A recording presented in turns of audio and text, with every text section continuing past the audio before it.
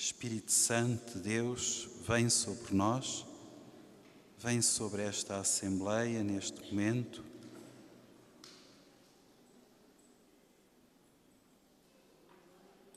Nós prometemos dar-te toda a honra e toda a glória só a ti.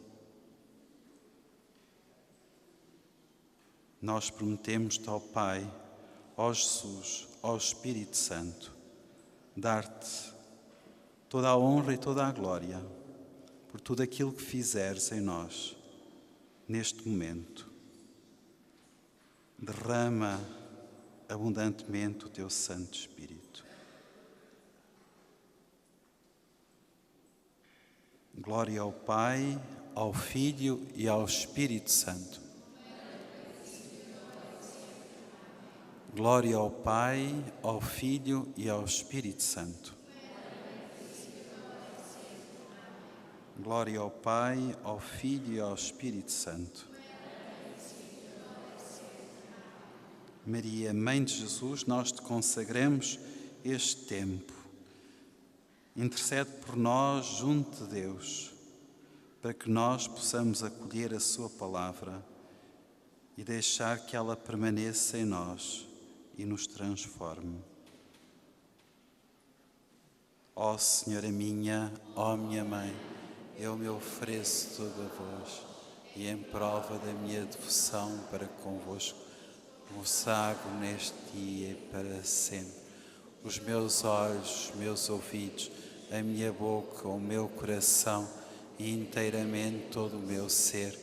E porque assim sou vossa, ó minha incomparável Mãe, guardai-me e defendei-me como coisa e propriedade vossa. Lembrai-vos, pertence, eterna Mãe, Senhora nossa, aguardai-me e defendei-me como coisa própria vossa. Louvado seja nosso Senhor Jesus Cristo. Podeis ficar sentados. Bom dia a todos.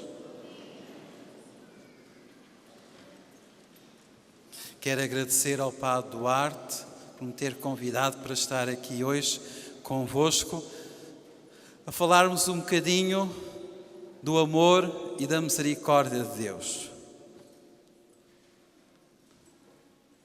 Ele organizou este retiro e, pelo que me parece, este retiro está a ser um sucesso.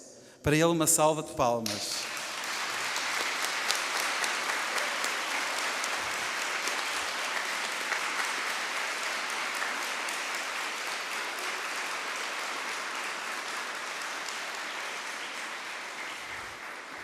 Agradeço.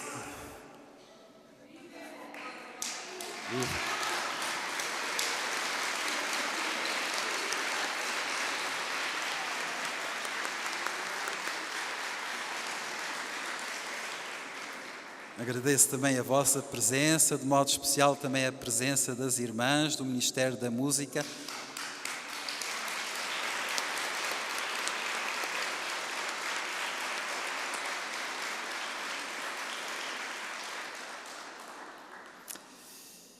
E pronto. E agora vamos colocar-nos na presença de Deus. Vamos focar toda a nossa atenção em Deus. Esqueçam o Padre Carlos. Esqueçam o Padre Duarte neste momento. Esqueçam todas as outras pessoas. E vamos focar toda a nossa atenção em Deus. Porque é de Deus que eu vos venho falar. Quem é Deus?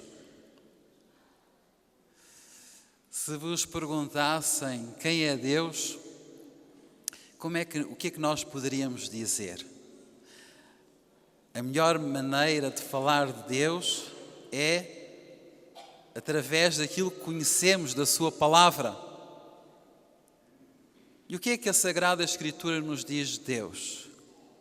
Se quiséssemos sintetizar, dizer em poucas palavras quem é Deus, nós poderíamos pegar na primeira carta de São João, que diz assim: Deus é... Digam outra vez. Deus Exatamente. Deus é amor. A essência de Deus é ser amor. Deus é aquele que ama. E ama sempre. Porque aquilo que é essencial em Deus é amar. Nós não podemos conceber Deus de outra maneira. Pretender definir ou entender Deus de outra maneira é referir-se a um falso Deus, a um ídolo. O nosso Deus é amor. A força de Deus é diferente da força do homem. A força de Deus é do amor. A força do homem muitas vezes baseia-se em músculos, em armas, é uma pequena força. A força de Deus é a força suprema, porque renuncia totalmente à força. Não vem das armas, não vem da violência, mas sim do amor, que é mais forte que todas as forças. Além disso, o amor de Deus é gratuito. Não tem que pagar nada pelo amor de Deus. Ele é gratuito. É incondicional. Deus não diz, eu amo-te se fizeres isto ou fizeres aquilo. Deus ama sempre. O amor de Deus é incondicional. O amor dos noivos, dos esposos, não é gratuito e incondicional. Ele exige reciprocidade. O amor paternal de Deus é gratuidade total e eterna do amor. É claro que o amor de Deus encantará a Deus se o homem lhe responder. Mas mesmo que o ser humano não corresponda ao seu amor, Deus não deixará de amar. O Deus Todo-Poderoso é, portanto, um mendigo de amor. Deus é um mendigo de amor. Deus ama, mas o ser humano é livre de corresponder ou não corresponder ao seu amor. Por isso o nosso Deus é o mais dependente dos seres. Deus que ama infinitamente é infinitamente dependente da resposta de amor do ser humano. O verdadeiro Deus é infinitamente rico, mas rico de amor. Infinitamente livre, mas livre de amar. No entanto, ninguém jamais viu a Deus. Mas se nós acreditamos em Deus é porque Deus falou, tomou a palavra na história, veio ao nosso encontro. Deus interpelou o ser humano para dizer que existe e para revelar-lhe o seu amor e os seus projetos. Deus poderia ter deixado que os homens apenas suspeitassem de seus traços nas maravilhas da criação. Mas não. Deus irrompeu no mundo do ser humano porque nos ama. O Deus dos filósofos não tem história. Está eternamente fora do tempo. Nada misturado conosco. Ele é imutável. Nele o passado, o presente e o futuro estão juntos sob os seus olhos. O Deus que nos revela a Bíblia, a Sagrada Escritura, revela-nos um Deus totalmente diferente. Ele criou o homem à sua imagem para viver com ele como um filho, para com ele dialogar, para trabalhar com ele. O Deus da revelação é um Deus vivo, Não é um astro imóvel distante, uma ideia fixa, filosófica. É um Deus que mexe, que tem vida. Um Deus de ontem, de hoje e que vai para o amanhã. É um Deus histórico, que caminha conosco na nossa história, no meio de nós. Se cedermos à tentação de relegar Deus para outro lugar, a que chamamos céu, se ao dizê-lo transcendente o situarmos fora do mundo, longe da história, a nossa fé será uma ideologia, não será autêntica. A nossa fé é autêntica na medida em que acreditamos que Deus está conosco, que Deus vive no meio de nós, que Deus atua em nós. Este é o Deus verdadeiro em quem nós acreditamos.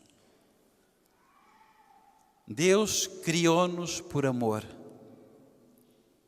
Deus cria pela livre necessidade que é característica do amor.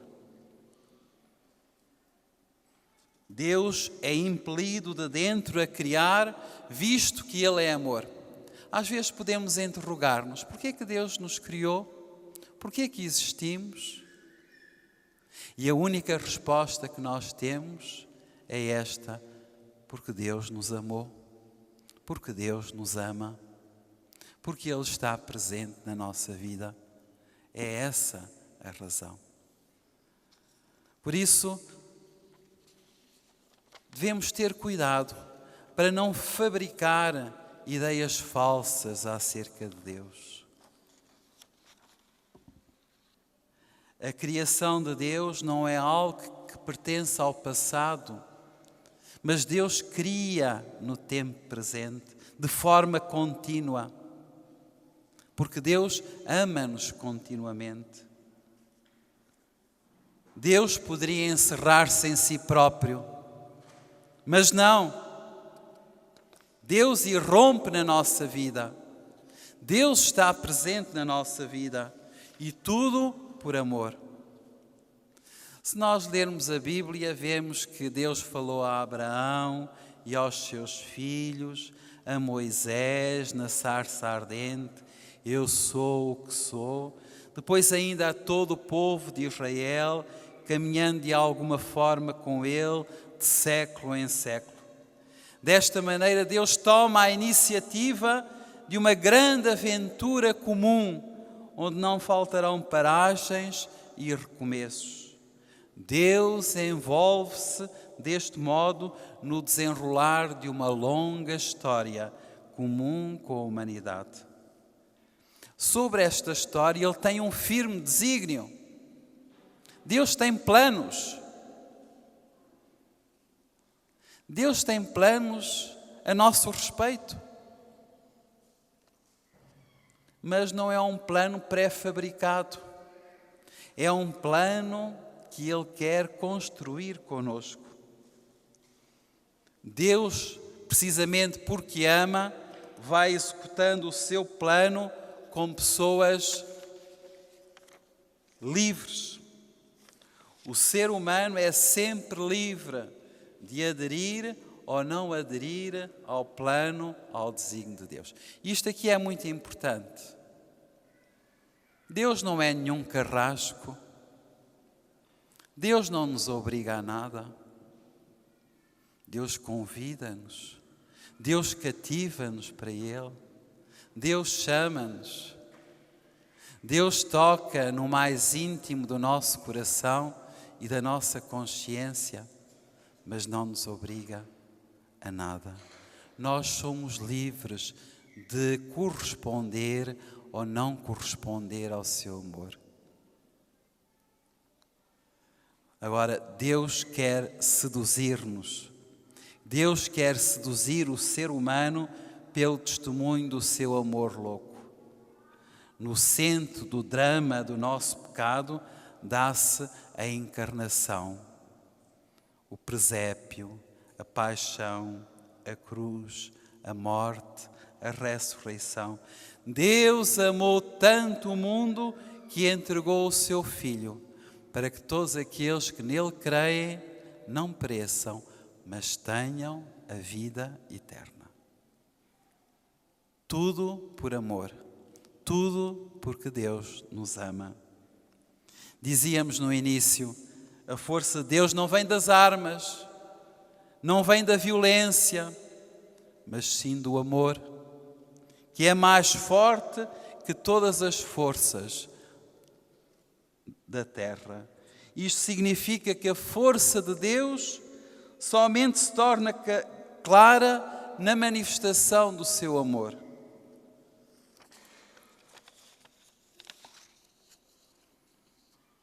Deus é amor. Porque em Deus há 3 pessoas. Ser pessoa é ser capaz de se relacionar, de conhecer, dialogar, de amar. Mas somente se pode amar na relação com outra pessoa. Uma pessoa que estivesse sozinha na existência estaria impedida de amar. Amar a quem? Ou então amar-se a si própria, enquistando-se, girando sobre si própria, o que seria puro egoísmo. Amar-se a si próprio é puro egoísmo. Exatamente o contrário do amor, o contrário de Deus. Deus, sendo 3 pessoas, Pai, Filho e Espírito Santo, todo ele é relação, diálogo. Deus não fala eternamente sozinho, Deus fala aos homens através de Jesus. Em Jesus, Deus exprime-se continuamente, em virtude de jamais deixar de ser amor, atualmente e eternamente. Mas qual é o desejo natural do amor? O que é que deseja o amor? É fechar-se em si próprio? É enquistar-se? É viver egoisticamente? Não. Em primeiro lugar, é sair de si, para se dar, para se entregar. É um impulso em direção ao outro e, simultaneamente, um acolhimento dentro de si de todo o outro. O desejo natural do amor é a comunhão. O amor quer morar com o ser amado. A distância tortura-o. Mais ainda, o amor quer morar no ser amado, com ele coincidir a partir de dentro. Assim, no mistério de Deus, no mistério da Trindade, contemplamos o Pai que ama o Filho que ama o Pai e o Espírito Santo, que é exatamente esse amor, dom perfeito que cada um faz ao outro. Deus é uma família de 3 pessoas, tão unidas pelo amor, que são um só Deus.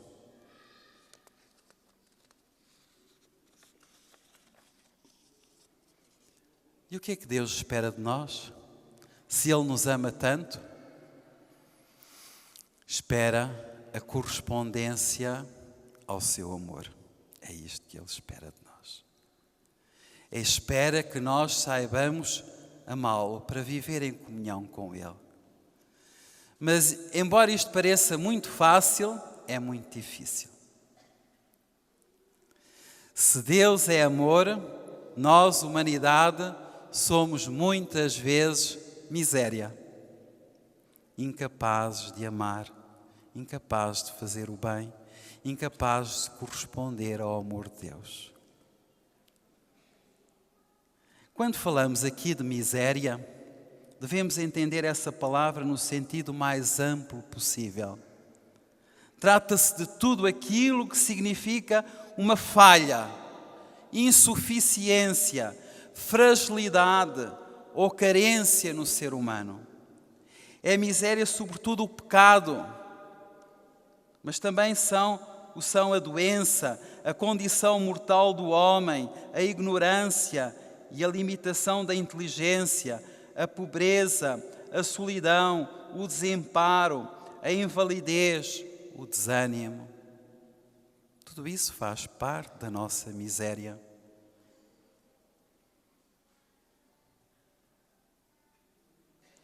O que é que acontece ao amor de Deus em contacto com a nossa miséria?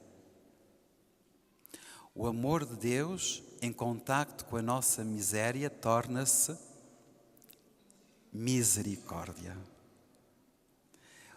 O amor de Deus em contacto com a nossa miséria torna-se misericórdia.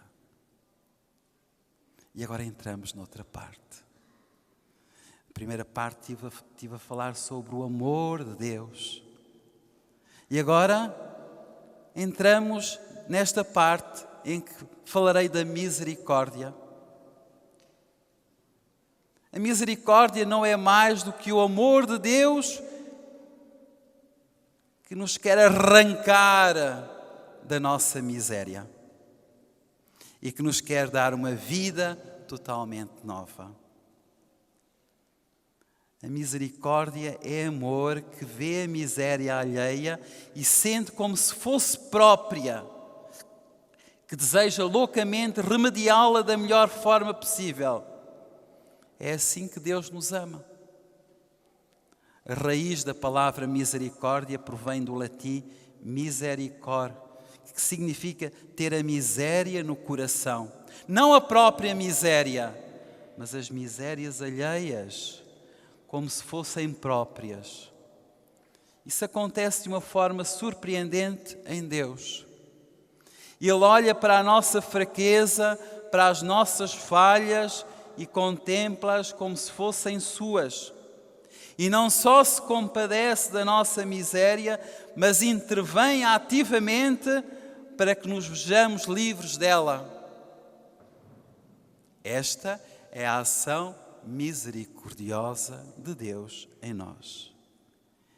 E este amor misericordioso é totalmente gratuito, porque não é fruto de nenhum merecimento, mas de uma necessidade interior do coração. Deus ama-nos e não nos esquece.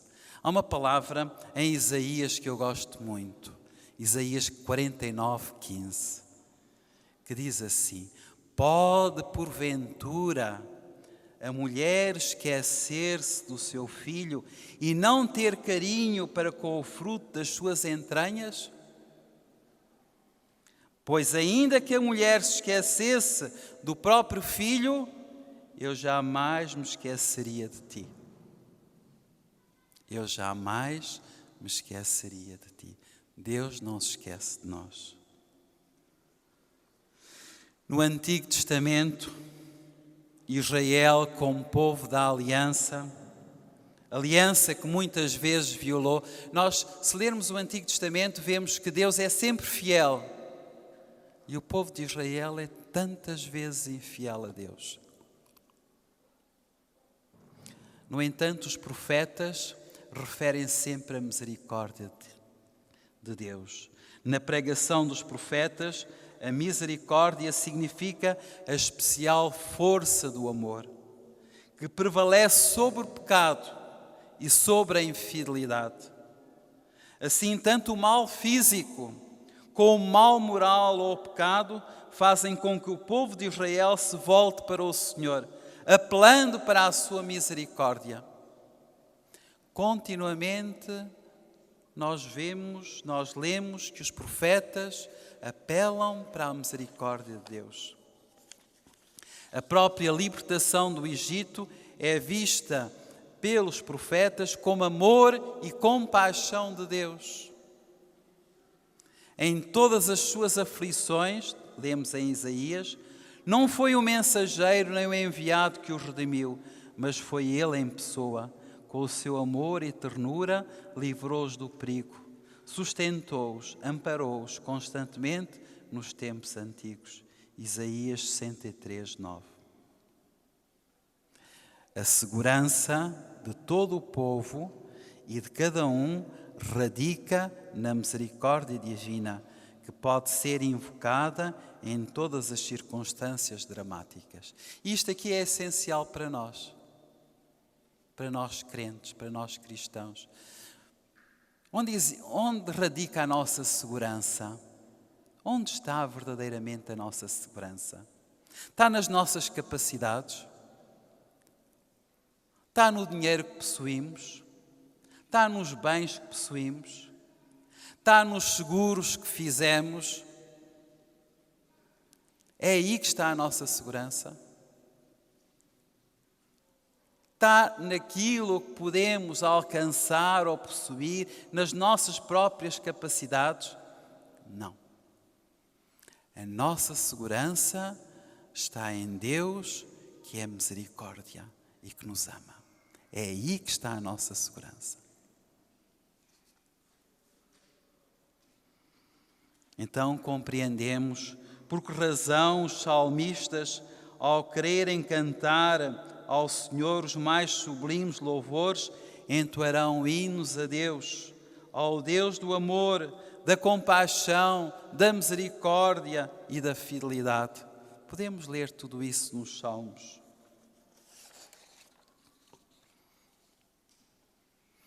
Passemos ao Novo Testamento. No Antigo Testamento está presente a misericórdia de Deus, sempre. E no Novo Testamento? Jesus, ao tornar-se a encarnação do amor que se manifesta com particular intensidade em relação aos que sofrem, aos infelizes, aos pecadores, torna presente e revela mais plenamente o Pai, que é Deus rico em misericórdia. Jesus Cristo revela-nos um Deus rico em misericórdia. Nunca se esqueçam disto. O Deus revelado por Jesus é um Deus rico em misericórdia. Em primeiro lugar, através da pregação. Jesus faz da misericórdia um dos principais temas da sua pregação. Como de costume, também neste ponto ensina, antes de mais, em parábolas, porque exprimem melhor a própria essência das coisas. Uma das parábolas que nos fala desta misericórdia de Deus é precisamente a parábola do filho pródigo. Todos nós a conhecemos, mas vamos escutá-la mais uma vez.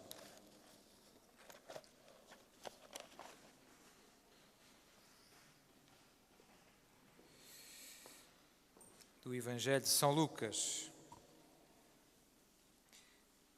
Disse Jesus ainda: um homem tinha 2 filhos. O mais novo disse ao pai: Pai, dá-me parte dos bens que me corresponde.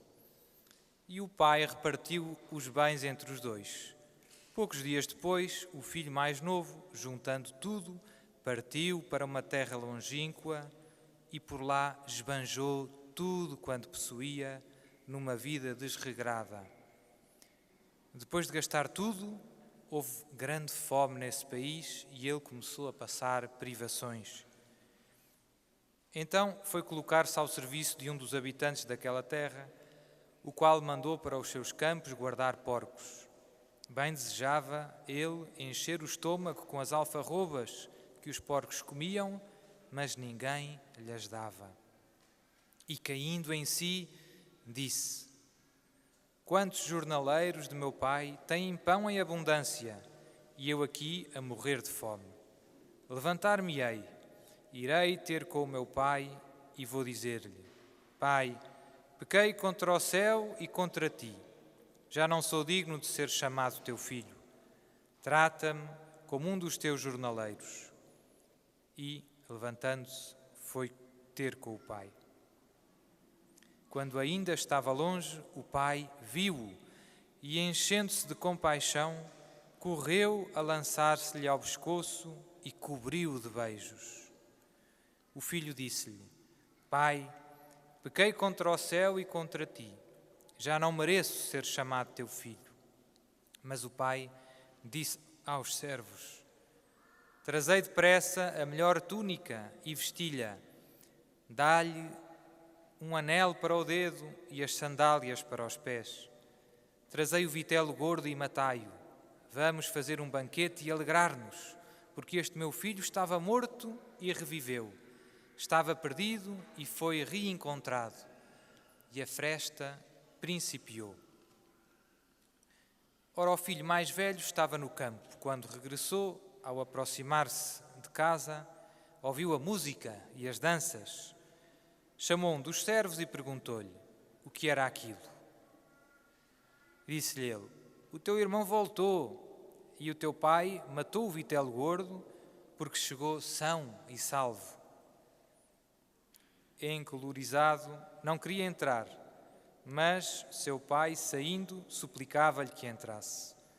Respondendo ao pai, disse-lhe: há tantos anos que te sirvo, sem nunca transgredir uma ordem tua, e nunca me destes um cabrito para fazer festa com os meus amigos. E agora, ao chegar esse teu filho, que gastou teus bens com meretrizes, mataste-lhe o vitelo gordo. O pai respondeu-lhe: filho, tu estás sempre comigo, e tudo o que é meu é teu. Mas tínhamos de fazer uma festa e alegrar-nos, porque este teu irmão estava morto e reviveu. Estava perdido e foi encontrado.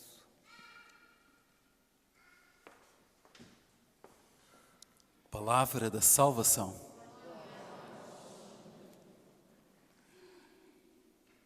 Aquele Pai é a imagem do nosso Pai do céu. Podemos esbanjar os bens que Ele nos deu.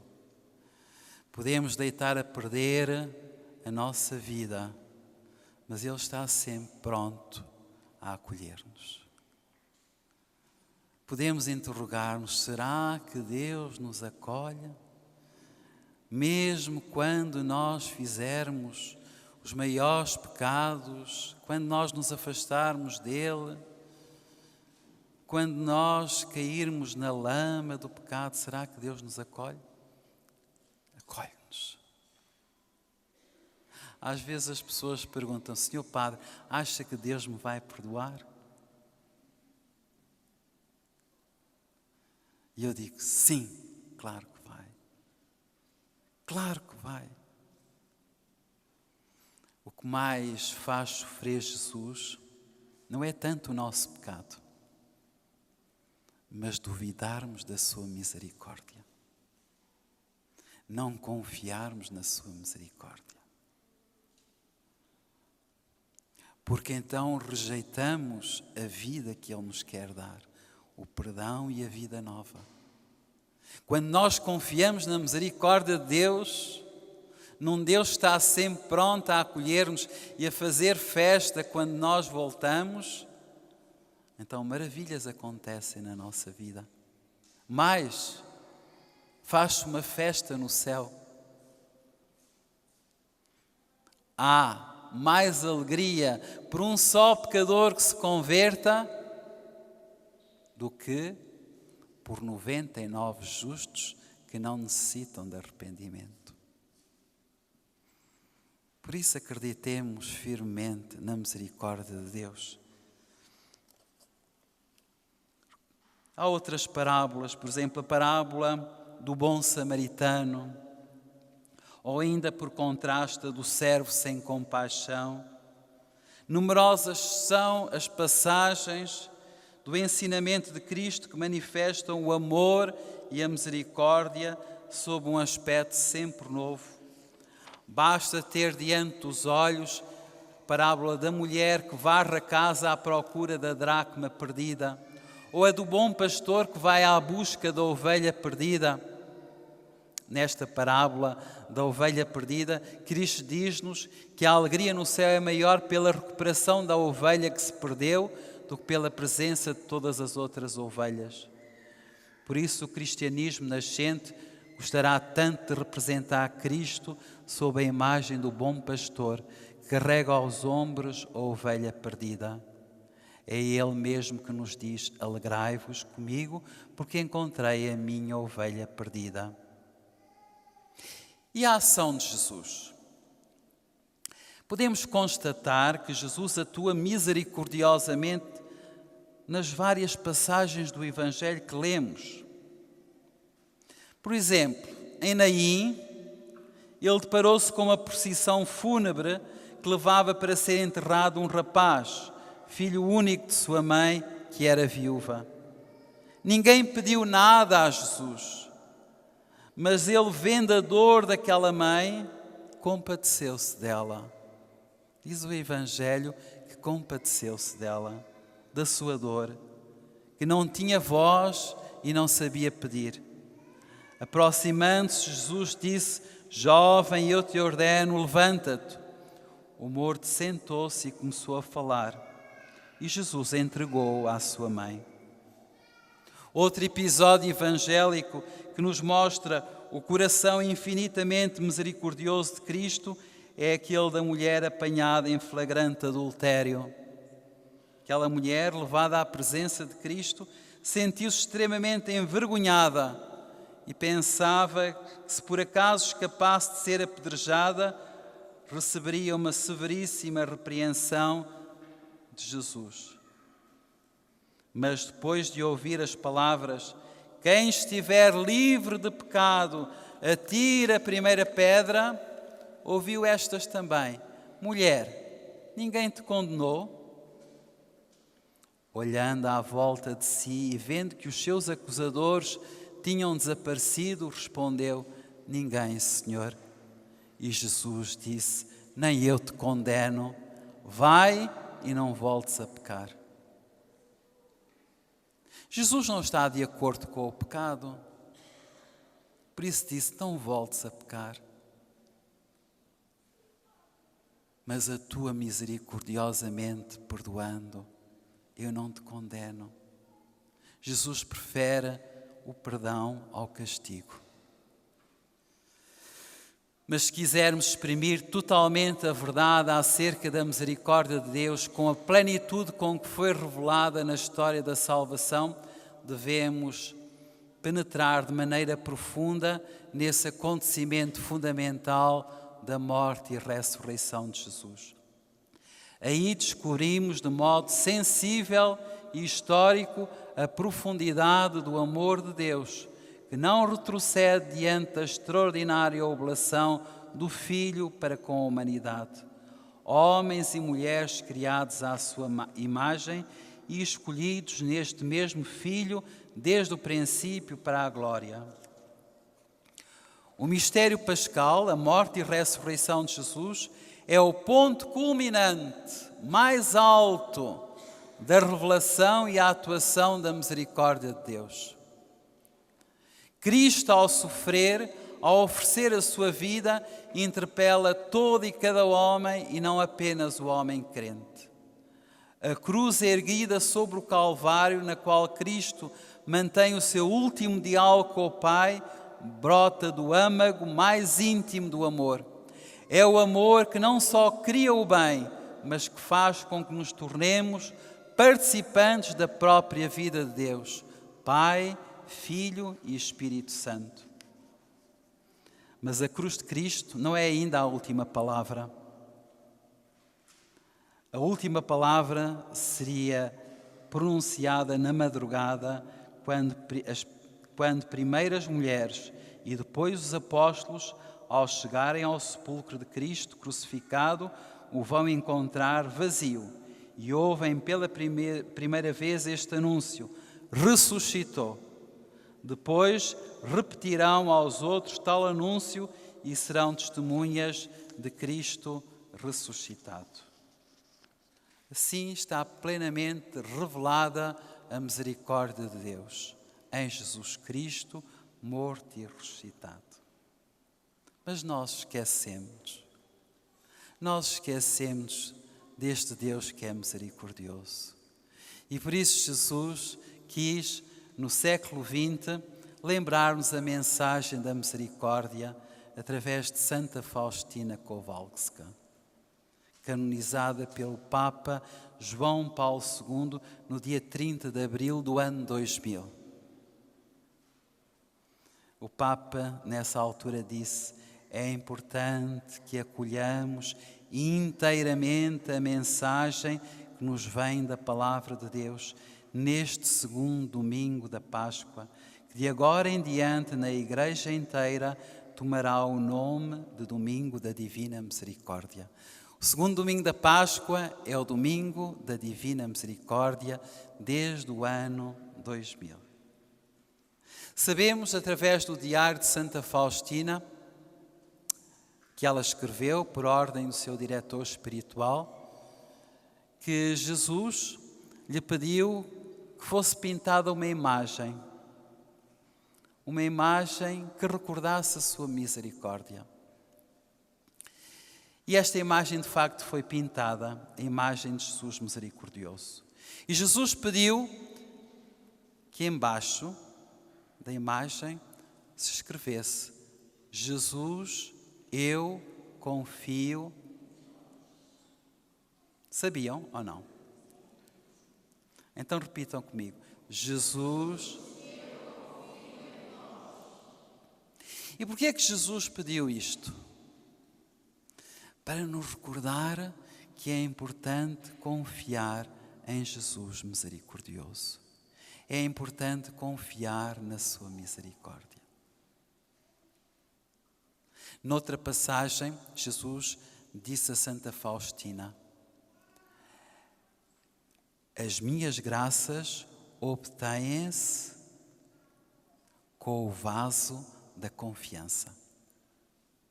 As minhas graças obtêm-se com o vaso da confiança. Podem escrever quem está a escrever. E quem não está a escrever, guarde na sua cabecinha. E não se esqueçam nunca mais: as minhas graças obtêm-se com o vaso da confiança. Se querem obter as graças de Jesus, vão com o vaso vazio da confiança ter com Ele. E Ele encherá o vosso vaso vazio das suas graças. A confiança na misericórdia é muito importante.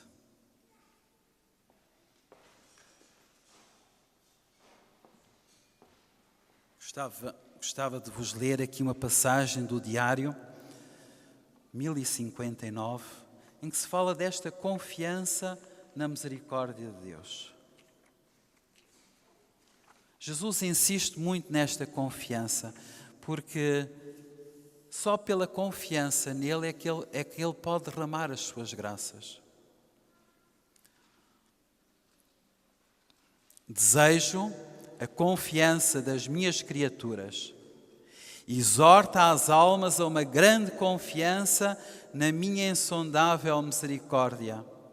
Que a alma fraca e pecadora não tenha receio de se aproximar de mim, pois mesmo que os seus pecados fossem mais numerosos que os grãos de areia da terra, ainda assim seriam imersos no abismo da minha misericórdia. E também Jesus convida-nos a invocar a sua misericórdia muitas vezes. Está no diário número 186. Desejo que conheças mais a fundo o amor que se destila em meu coração pelas almas e compreendê-lo-ás quando meditares sobre a minha paixão. Invoca a minha misericórdia para com os pecadores, pois desejo a salvação deles. Quando de coração contrito e confiante rezares por algum pecador, conceder-lhe-ei a graça da conversão. Essa pequena prece é a seguinte: ó sangue e água que brotaste do coração de Jesus como fonte de misericórdia para nós. Afinal, vocês sabem. E ainda uma última citação em que Jesus diz que Ele é a própria misericórdia. Não temos que buscar a misericórdia por aí. É em Jesus que encontramos a misericórdia.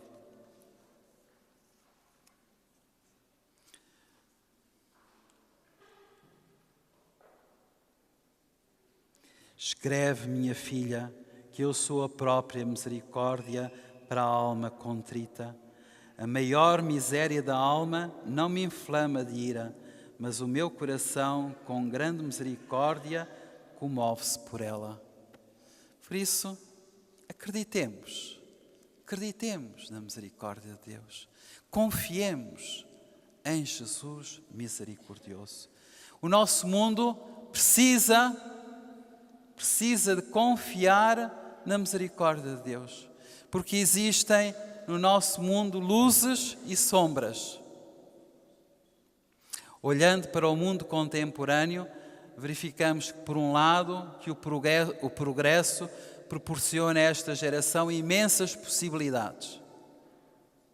A humanidade sabe que o progresso da ciência e da técnica é capaz de produzir novos bens materiais. É verdade.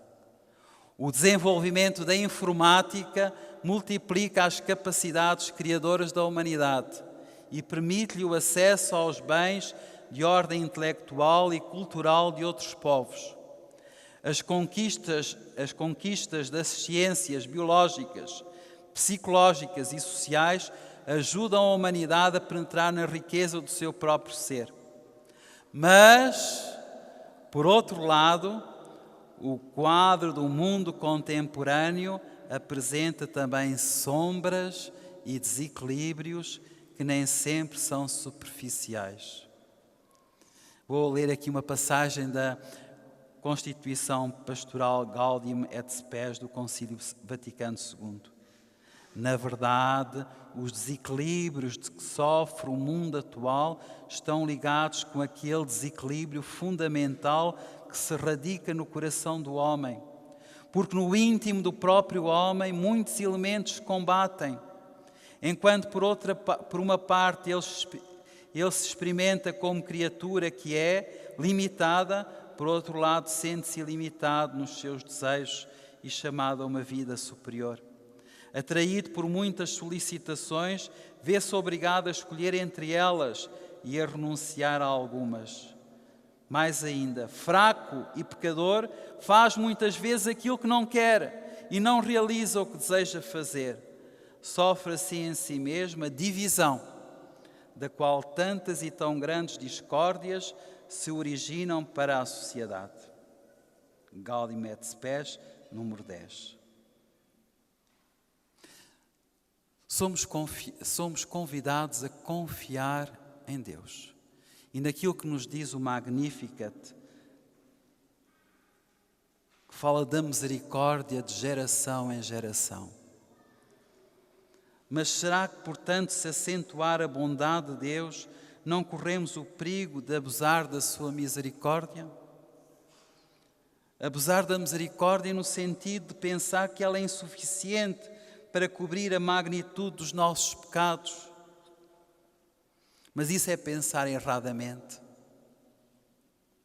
Porque a misericórdia de Deus é infinita. Mas o abuso mais comum é ao contrário, abusar da misericórdia de Deus, acomodando-se na vivência cristã. A misericórdia de Deus não é imposta. Não é imposta. Deus não impõe a sua misericórdia, o seu perdão a quem não o pede ou não o quer receber. Deus não obriga a pessoa a amar a Deus. Nisto consiste a grandeza e a nobreza de Deus. Ele não obriga, nem força a pessoa a abrir-se à sua misericórdia. No entanto, Deus convida, cativa-nos para Ele. Deus convida as pessoas a deixarem-se guiar na própria vida pelo amor e pela misericórdia.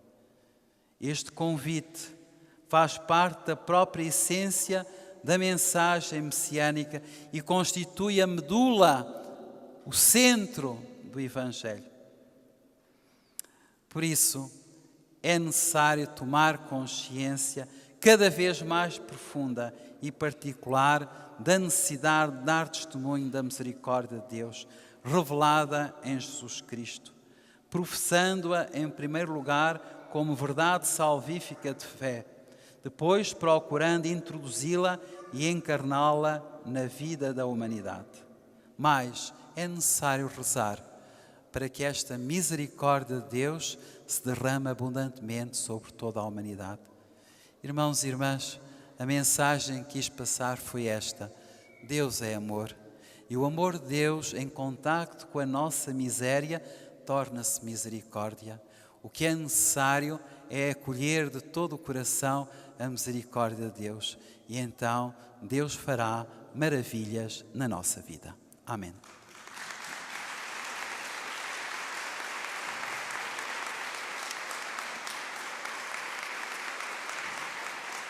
Obrigado.